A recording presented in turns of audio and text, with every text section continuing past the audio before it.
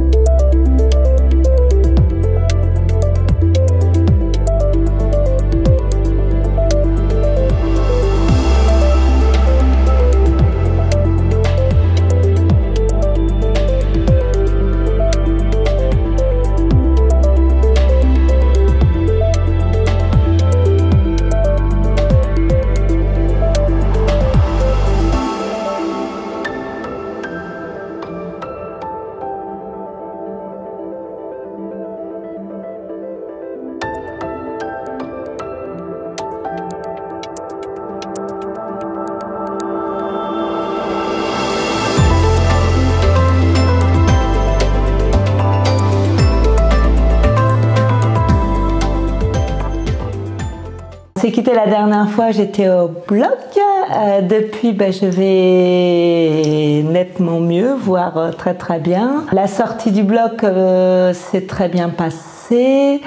Je suis rentrée à la maison. Le lendemain matin, le service du professeur Assaker m'a appelé pour savoir comment s'était passée la nuit.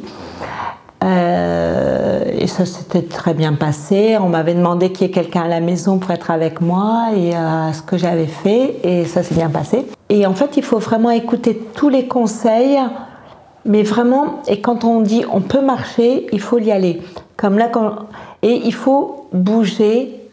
Il m'avait dit que je pouvais reprendre une vie normale, mais marcher, bouger. En fait, je pense que le mot d'ordre, c'est bouger.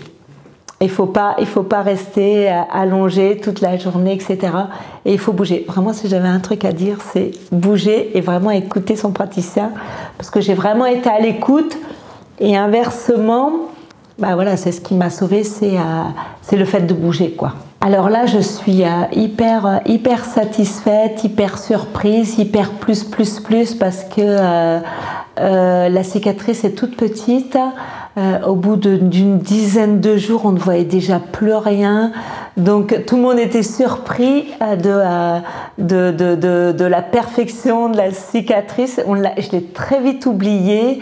Donc non, vraiment la cicatrice, je dis un grand merci au professeur Assaker.